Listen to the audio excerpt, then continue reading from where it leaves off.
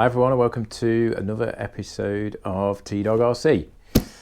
And today's video is all about this bad boy, the Volantex Phoenix 2400 powered glider. I've had this for a little while, probably bought it about a year ago actually. I actually bought quite a lot of models last year. And then what with moving and COVID and all that sort of stuff, I've ended up putting them, a lot of them just into storage up in the loft. But it actually turned out to be quite a good, shrewd move because the price of these sorts of things and the shipping has gone up so much, as we all know.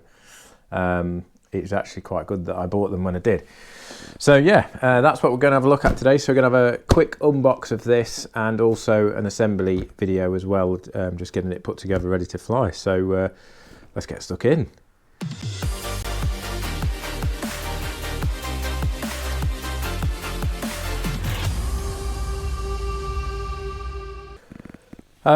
So let's take a look, see what we've got in the box first of all. As the name would suggest, it's Phoenix 2400. It's a 2.4 meter span glider. So it's pretty big, which is good. I have had this open a long time ago because I did actually do an unboxing video. Oh look at that, there's an old FlySky receiver in there. I'll have to put that on eBay because I don't have a FlySky anymore. Stick that up there. Yeah, I did an unboxing video a long time ago of this, but unfortunately it didn't record properly, so I never put it onto YouTube. But what I'm going to start doing now anyway is unboxing and assembly videos in the same one. So, because you know, unboxing's unboxing really, it's not always super exciting. So first up, so everything's packaged in the bubble wrap, which is pretty good. So we've got the tail, horizontal stabilizer first up. You can see there that it's got carbon supports, and it also has plastic hinges as well as the foam hinges. So that's really good to see that it's got those. And then I think it says on the box that it's like a click together assembly. So I'm guessing this little mount here is part of that. I'm sure there's probably some screws involved in that, but that's nice and solid. Feels pretty firm, that does, which is good. Looks like you've got to put your own control horns in. They've got the slots there ready, but we'll put that over there.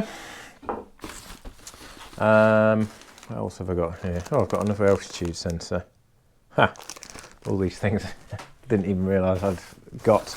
I will use that though, because that fits the older FlySky receivers, which I do use with my Radio Master. But the newer generation, what is it?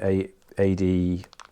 Oh, I can't quite remember what they call it now. AFHDS 3 doesn't work with the Radio Master. So yeah, that'll be going on eBay, that receiver. So then we've got vertical stabilizer. Oh, that's quite nice. It's got a big sort of plastic doubler there with the control horn built into it. So that's nice and sturdy. Yeah, and that is plastic hinges again, as well as the foam hinges. And what I'm also noticing about these, same with the horizontal stab, is that they're pretty thick, sturdy foam. So it's not flimsy at all. And even though the tail there's not got any carbon in it, it's really firm because it's a nice thick piece of foam. So that's good. And it, you know, although this is a glider, it does go pretty fast and it will pull some G's. So that's why you need these things pretty sturdy. Onto one of these huge wings. So that's a nice thing. A little bit of damage there to the tail piece. Sorry, the wing tip. I'll just have to put some film on that, just strengthen it up. But yeah, flaps ready to go there. Again, everything's got plastic reinforced hinges, so that's great. Servos pre-installed for the ailerons and the flaps. Carbon bar there in the aileron, as you can probably see. And then carbon bar running all the way down the wing, because this thing, obviously with it being so big, you don't want this to be flexing about, but that is nice and solid. So that's going to be ideal. You can see the carbon spar runs right up to here, and right from the root right up to there. You can just see it in the light, or I can at least. And there's a second one here as well that runs to about there, so it's actually got 2 spars in the wings. And looking at the root there, they're actually oh sorry, one's aluminium by the looks of things. Well, in fact, they both might be aluminium, but yeah, they're also square as well, so that's good. So there's one wing. Won't bother going through the other wing because hopefully it's the same as the other one, except the other way around.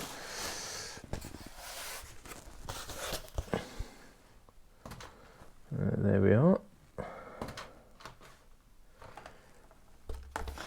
Both got a hole in them. Not quite sure what that before, unless it's some sort of vortex generator that goes on. Unless it's something to do with the way they've got the carbon bar in, I'm not sure. Anyway, I'm sure we'll find out. So they're in the top of the box. And then here in the bottom of the box, we have got a little manual, which is always nice to see. Some decals or stickers probably in this case. They're nicely packed as well. They're not just thrown in there, they're in their own plastic wrapping, so that's good. And I think it does look good actually with the stickers on. It kind of brings it to life because obviously it's very plain white without those, but the colour scheme they've got going on with the black and the red works nicely with the white. Then we've got a bag of goodies here. So we've got a folding prop. And I did see another video, and I can't think who it was, but I do remember them saying that this folding prop was one of the most balanced props they'd ever had out of the box. So that's good to know.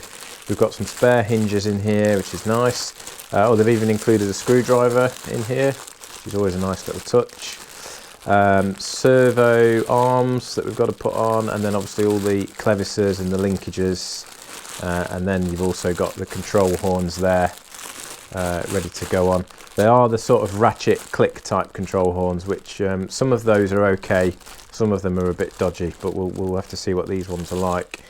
And it's also got some little bits of silicone tube as well, which is again a nice little touch. That's just to put over the clevises there to secure those in.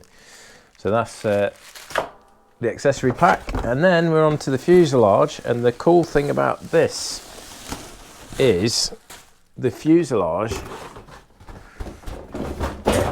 is actually made of plastic, so it's quite a chunky thing. This is it's not particularly light, but that's fine because obviously you got plenty of lift with those massive wings. But what it does mean that the fuselage is extremely strong.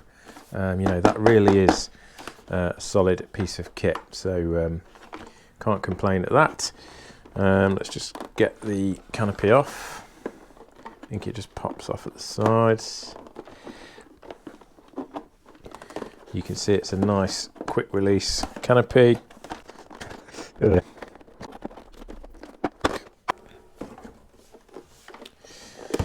Okay, so canopy's just got these little lugs on, and that just pops in place. That again is a nice thick canopy. It's not a flimsy piece of plastic. That's a good solid canopy.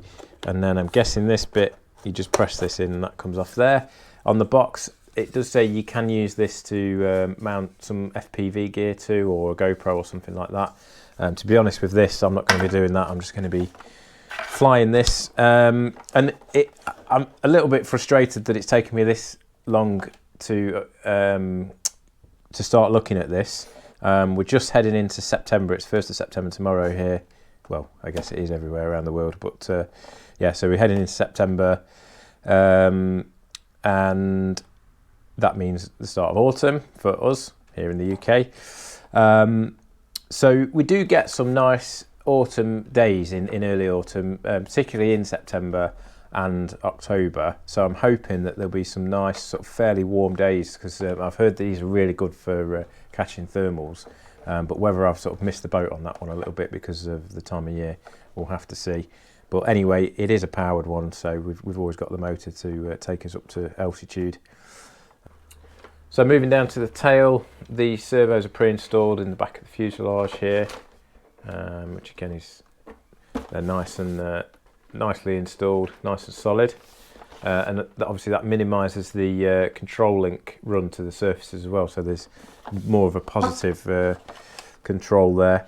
Plenty of room in the bay here. Going to be putting the battery in there. Obviously I'm going to be going with a 3S 2200. They've already put the Velcro in there, and it's got a plywood tray in there for that.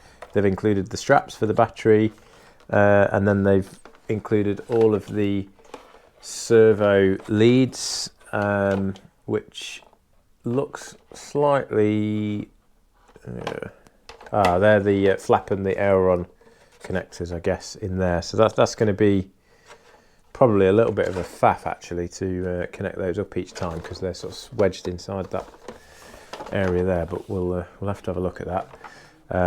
But yeah, they've labelled everything up. Well, they've just labelled it sort of channel 1, 2, 3, 4, 5, and then you've got the speed controller lead here. Yeah, that's that. Speed controller's nestled underneath there. Can't quite see what it is because it's pretty well wedged in there. Yeah, can't quite see that. Yeah, and you've got the wheel there all ready to go, so when you bring it into land, you have got this there to take some of the impact and make the landing a little bit smoother. And then of course the motor is pre-installed. This is the PMP version obviously, so it's just got to put my receiver in and it's good to go. So yeah, motor's in there, and then obviously we've got to fasten the folding prop on, and we're good to go. So that's the unboxing. I'll stick the camera up here and we'll have a look at the assembly. Right then, so first job is to get the horizontal and vertical stabilizer set up. So first thing we've got to do is fasten the vertical to the horizontal, and it does say to use 6 screws. They've packed everything individually, so the 6 screws that I need are in their own little bags. So that's always good to see, because it helps us find things. We'll give their screwdriver a go. So first thing we've got to do is screw the vertical stabilizer into the horizontal.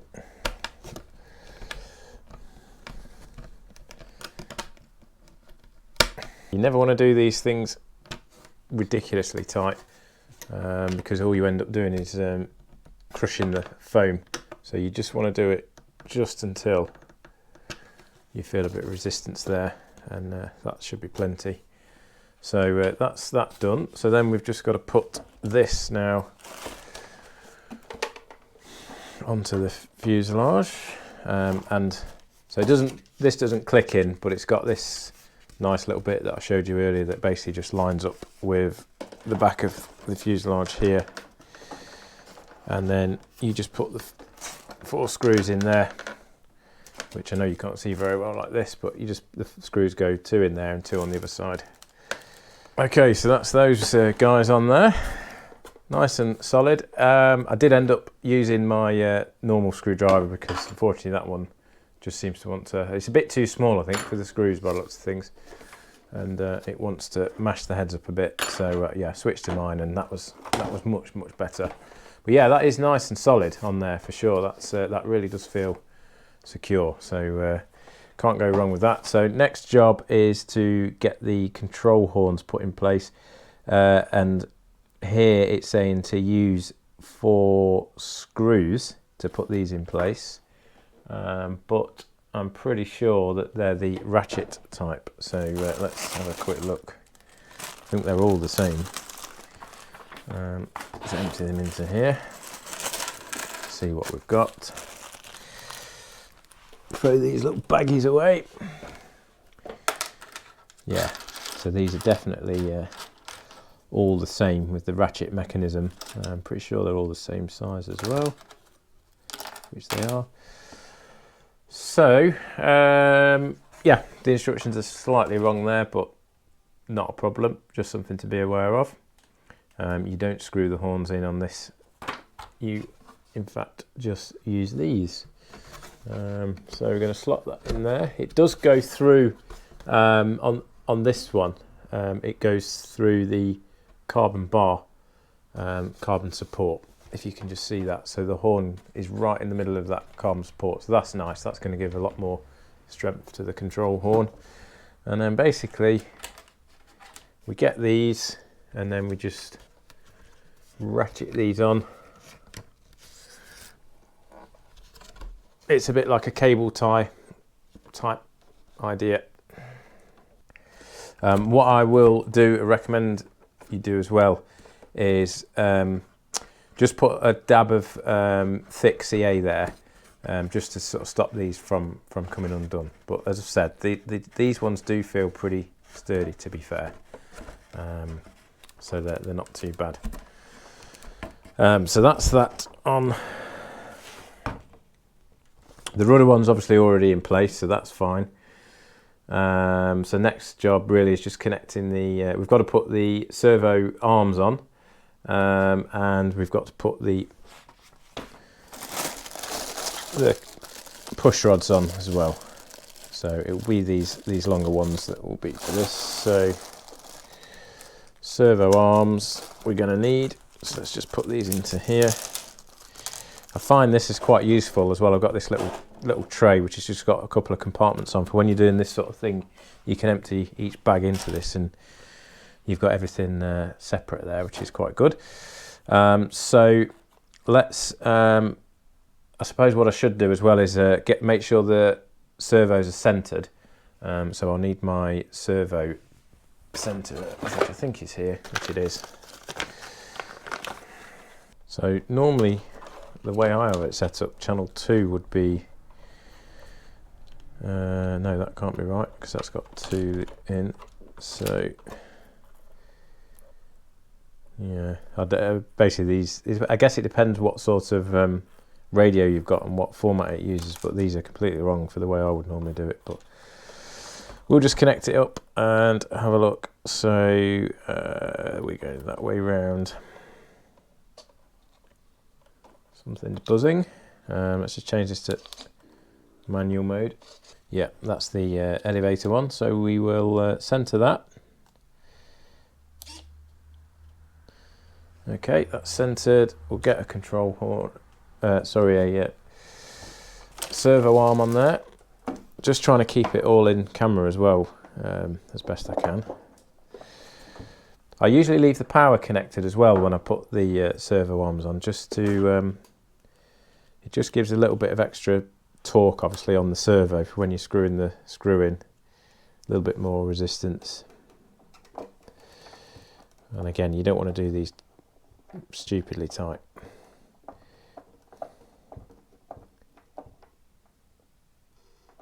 There we go. So that's that. Let's get a control rod here. Assuming these are the same. No, that one is one shorter than the other. So the longer one's going to be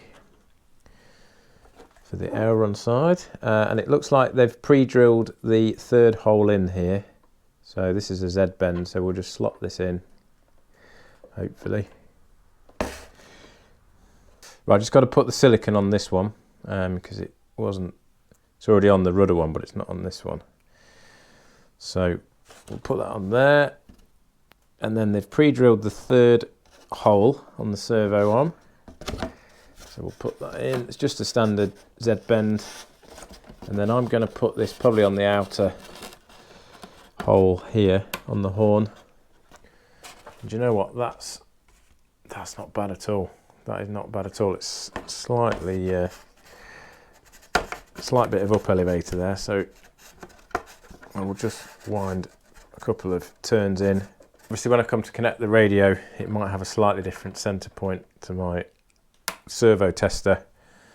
So I'll just readjust it slightly when I actually connect my receiver. But that's all hooked up, so we'll slide the little O-ring up. Right, and let's put the servo tester into manual mode, and we have a working elevator. Nice. Okay, let's do the same for the rudder. Okay guys, rudder's on. Pretty much the same procedure obviously as putting the elevator on. So that's done that. So then next job is we're onto the wings. Slot the wings. Yeah, so that's a good point. There should be some rods somewhere, I should think. Okay, so we've got these two aluminium bars. I think they're aluminium anyway. They might even have like a carbon insert, but there's certainly aluminium on the top. It's a bit bizarre. Yeah, okay. So the problem is with a plane like this is, of course, it is a pretty big piece of kit to be handling around the workshop, so you do end up bumping into everything, which is always a little bit tricky. So let's just test one of the wings here.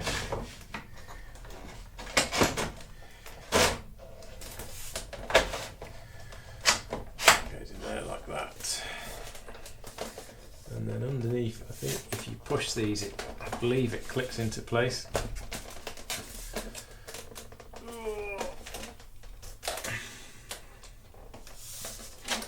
So I think we just push down on this, maybe.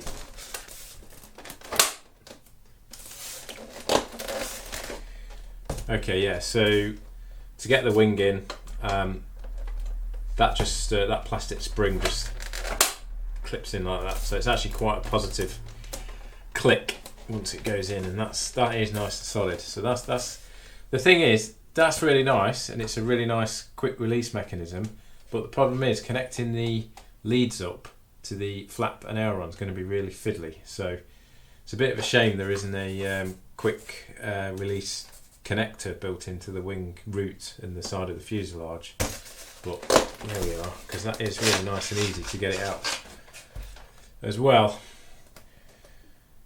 Okay, so next job is going to be to put the control horns and the servo arms onto the flaps and the aileron. So I'll get that done on both the wings, and I'll be right back. Right then, everyone, it's a few days on. I've been doing a few bits to this in a couple of evenings. I did make a couple of videos. There wasn't that much to show you really. I was just putting the prop on and just mounting the receiver. But unfortunately, I seem to have a bit of a problem with my camera, that when I plug the charging lead in, it interferes with the microphone, so it's got a really loud buzzing noise, so I can't really use that footage. But basically, just to give you an overview of where I've got to, it's all ready to go now, ready to take down for the maiden. Everything went together really well. I'm really chuffed with it. It's good quality kit. My only gripe would be the decals or stickers, which not only took the longest of all the build really to put the stickers on, but because they're in a roll, they're really difficult to stick on because they're all ravelled up. So a little tip would probably be, if you got one of these, then just lay the sticker sheet out flat for a few days, just to try and take that curve out of it, because as soon as you take the sticker off, even if you're being careful and sort of only peeling half of it off, it just unravels, and I got in a mess a few times with a couple of the stickers. But anyway, they've gone on well. The actual quality of them is decent, but it's just the fact that they're ravelled up. So let me get this cable out of the way. Yeah, so you can see they're nice matte finish. What I will probably do is I do like to sometimes just go over these with my iron, with the solar film iron, one of these things I'm sure you're all familiar with a sock on it, just on a low heat, and just literally run over the top, and I just feel like it sort of just stretches the decals out and just kind of makes it stick a bit better to the foam. So that's just the very last job I've got to do, is just run over this, over the decals with that. The other thing I did is, as I mentioned earlier, I used some of this E6000 glue to put on the control horns. I don't know if you can really see it here, but just to kind of secure those, because they've got that ratchet system and they're not the screw through type, and that works really well because it's not brittle, so it's not going to come off through vibration, and it is, if you do ever need to get it off, you can kind of peel it off. So that would be another little tip that I would give you. But yeah, really chuffed with it. It's gone together really well. The only job that I need to do just before mating it is check the CG. There are marks on the wings, which again is a really nice touch, and I'll be using a 2200 3S, which I know is a popular battery for this, so I don't foresee any issues getting the CG sorted. You can see that I've mounted my receiver here. This is the FreeSky GRX8, so that fits there perfect, and I've got this set up, which I was just going to show you. I've got the vario and altimeter set up on it, so I've got the altimeter minus 0.2 meters just on my momentary minus switch, 0.3 meters, and then that one is my vario meter, which at the minute I've got it set. By the way, I used a video from Andrew Newton to set this up, because I've not used a vario meter before, so thanks to his video. But I've got it set up so when there's no movement, it doesn't beep, but then when it rises or lowers, it will beep, because otherwise it's extremely annoying because it beeps all the time.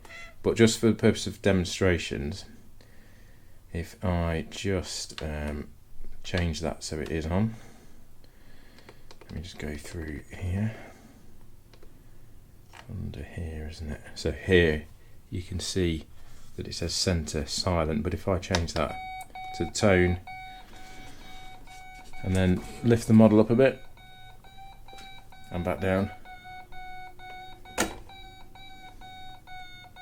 you can hear the tone changing, so that will help me. Just change that back to silent because it's extremely annoying, and obviously I've got that assigned to a switch as well, so I can just switch it off if I don't want it on. But that will help me find some thermals, well, not find the thermals, but know if I'm in a thermal and know if I'm getting lift, because the tone will start to change as it goes up and down. So that's all good. As I said, I'm really looking forward to mating this. I think we've got some decent weather coming up here in the UK, in beginning of September it is, so looking to get it maiden fairly soon, and I'll obviously be doing a video of that as well. So if you're interested in seeing how that goes, then please make sure that you subscribe to my channel. 80% of people that watch my videos aren't subscribed, which is pretty mad. So if you could hit that subscribe button, it doesn't cost you anything. I'm trying to get up to 1,000 subscribers, and of course that would really help me out if you did that. You can also give me a like as well, so I'm surely appreciate it. Takes a lot of time putting these videos together, and I hope that everyone enjoys them and gets something out of them that watches them. But if you give me a like, then that helps me out as well. And of course, as always, if you've got questions or comments, stick them in the comments box below, and I always make sure that I respond to people. Thanks for everyone who has subscribed, thanks for everyone who's watched the video, particularly if you've got all the way to the end, and yeah, look out for the maiden video. Thanks for watching, and I'll see you soon down at the flying field.